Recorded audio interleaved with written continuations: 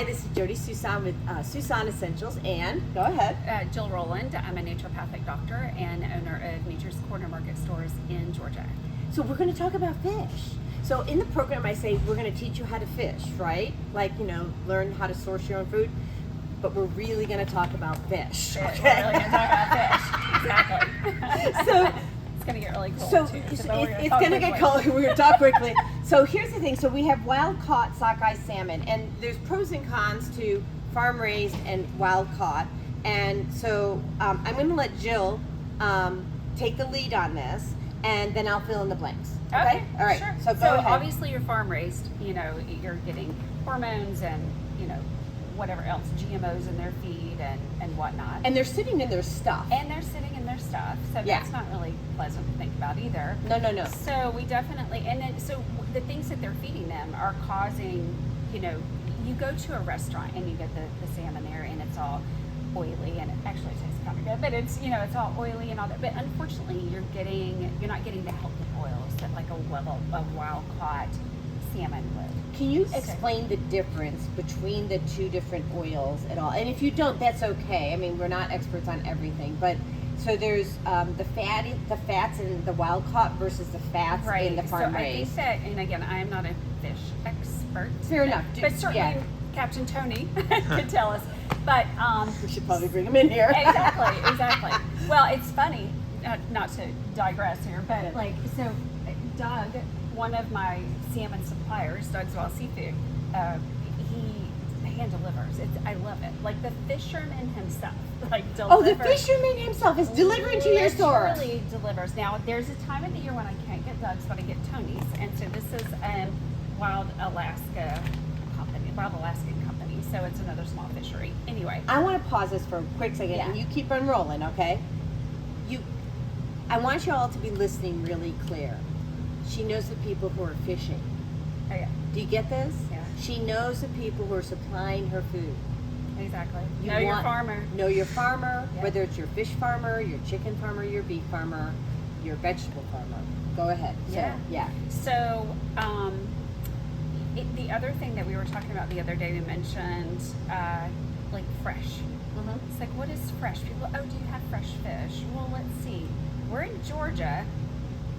Not near the coast, and that fish that's been sitting in that cooler down the street, first of all, it's probably been frozen before, right? And how long's it been sitting there? So these are fresh, flash frozen. Frozen. So caught and then processed and quickly frozen. So this is fresh. Like frozen is going to be fresher than something that's been sitting around for a week. Or whatever. So they can tell me more the number of days. So forgive me for saying this, but forgive me. So someone dies, and you let the body sit for 7 days, and then terrible things start happening. Right. Things start breaking down. Can we just kind of leave it at that, right? Just saying. So consider that to be your fish. So, and a lot of people don't realize fish naturally kind of is high in histamine. So a lot of people out there have high histamine issues. They may or may not know this, that they have the high histamine issues. So then you have this fish, but they tend to be, preferably we're catching it ourselves and we're cooking it right then. Okay, that's not going to be that's not going to be possible for most people. Not in Georgia. So, but the longer that fish sits out and sits in that cooler, the higher the histamine levels. Wow, I had no idea. So when when you freeze it, it stops the increasing in the histamine level. So that's just another reason to not get, as we call, fresh fish out of the cooler that's been sitting for however many days. Okay, now I have a question, and if you don't know, they add colorant. A lot of these. Oh yeah, which kind of goes to the dying. Yeah, exactly. Let me get some artificial toxic food dye added to my to make it look pretty because it's been sitting for 7 days. Yeah, back to that corpse, right? Yeah, and to make it look, the cheap salmon they add, because red sockeye obviously has this really great color to it naturally. Great astaxanthin source. So. Oh yeah. Tell people what that is. Astaxanthin is a really great, it's an antioxidant. It has great antioxidant properties. So, which gives you all kinds of benefits for the skin. We were talking about skincare a moment ago. It actually is supposed to help protect you from UV light from the internal. I wouldn't suggest skip the sunscreen, go to the beach, but it's supposed to help with that. But all kinds of different benefits, cardiovascular, the eyes. So it's a great antioxidant. Awesome. And the best way to get your antioxidants is through your food supply. Through your food, yeah, Right. for sure. I mean, certainly supplements, have their time and their place, but foundation is, like I always say, what goes in your mouth. So. And I think that our film director, my husband, may have something he wants to add. Well, we're going to not dive too deeply into it, but you're standing right next to sources of good beef too. Oh, So I want, absolutely. because this is something else that people should understand why they come to Jill's store. So your local natural foods retailer, as long as they carry food, they certainly may have some local grass-fed beef. So again, we have, this is a South Georgia farm that we primarily get our beef from. It's called Hunter Cattle. Fabulous, family farm. I'm getting hungry. You know that right yeah. now, just looking at it. I'm telling you, people love. I'm not love this beef. vegetarian, just say. Yeah, I'm starving. I've had no lunch. I'm sorry. Sorry. But yeah, listen, people really, really, really love their beef. It is such a high quality product. The way they raise their animals to just very, very clean pastures, obviously. So we were in a pasture, Andrew and I, out in Chickamauga, Georgia, and he was explaining to us that he has 17 different grasses, and they rotate in the fields. But depending on the season, depends on which grass is coming up. So over the lifespan of a cow or whatever, cattle, we'll just ignore my nomenclature. They get all these different nutrients from all these different grasses, and it's actually very eco-friendly, even how they farm, so it's not hurting our climate. Oh yeah, that's amazing. And the other thing that people have to think about is grass-fed is such a marketing term. So apparently, correct me if I'm wrong, but the last I knew of, a company can call it grass-fed if the cows can go out and get some grass. Oh, I'm going to one-up you right now. Oh yeah, they can still give it all the GMO corn and soy and all that stuff, but call it grass-fed. Yeah. So people have to really be careful. You have to know how to source your food. Yeah, we have to know how to source just your like food. free-range eggs. You have to know how to source your food, or you have to go to a store like this one that helps you with that. So really try to because help you know people. your source. So that's Yeah, so you got to know, you got to trust who you're working with.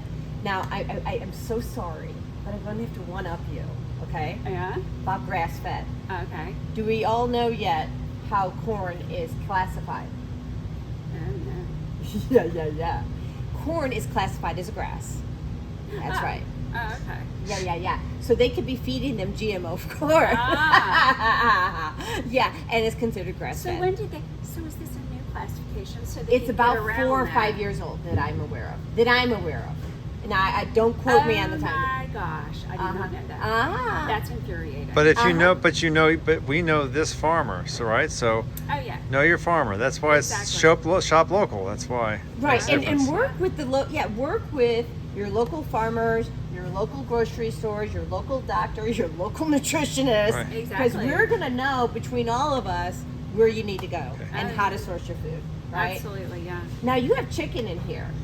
So I do have some organic chicken now. These are little larger farms. I don't currently have a local chicken. That is, I'm back okay. I'm back on the track. Been trying to look for that, having that availability. There's a couple of issues with being able to get it into as a retailer. So every farmer can't sell to a retailer. So anyway, but right now we do have Springer Mountain, which is another Georgia farm, and then we have, as far as an organic, we have Farmer Focus. Do you have chicken backs in here?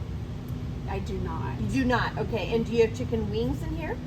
We normally do. So chicken wings, drumsticks, tenders, the breast fillets.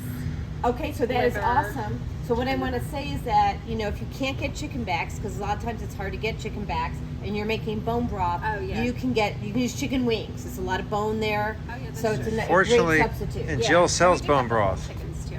Jill sells bone broth here. You do. Yeah. Yep. We have, well, and you from the cafe, we do have other packaged bone broth. We have, one of our most popular soups is our chicken bone broth soup, but it is actually a soup. So we cook it down to get the bone broth, and then we do add like organic vegetables. Ooh, yum. Yeah, it's So let's organic. go. We'll do a whole section just on bone broth. So why don't? Is there anything else we want to add just about the meat or the fish or anything else like that? I see you got bison in here too. Yeah, so we have some bison cuts, which we're out of a few right now. The Carolina bison, again, more local brand. Yeah, and here's the raw thing. I love when we can go local, but sometimes we just can't go local. So, Right. you know, when you're bringing, as long as you can trust your store to, Yeah. to properly source the bison. food. Yeah, exactly. You know, we're all going to do the best we can when we can. Yep. That's Right. all I'm going to That's all say. we can do. Yeah. All right. Yeah. Anything to add? Are we good? Are we I think that's about it on meat today. Okay, so we are Nature's Corner Market. We're in Woodstock. There's a store in Marietta, a smaller store in Jasper. You know, if you are not purchasing in the Georgia area, look for. Natural, independent, natural foods retailer. Okay, Yeah. awesome. And you might could go to Independent Natural Foods Retailer Association website, and they can give you, there should be a list of stores there. Independent Natural Foods Retailers Association. So what I want to add to that is that in the functional food program, you have all your different sessions that you'll be going through, and at the very, very end is where we have where to source all your foods, and that will be listed there. So you'll be able to find it. All right? Awesome. Yay. Wonderful. Thank you.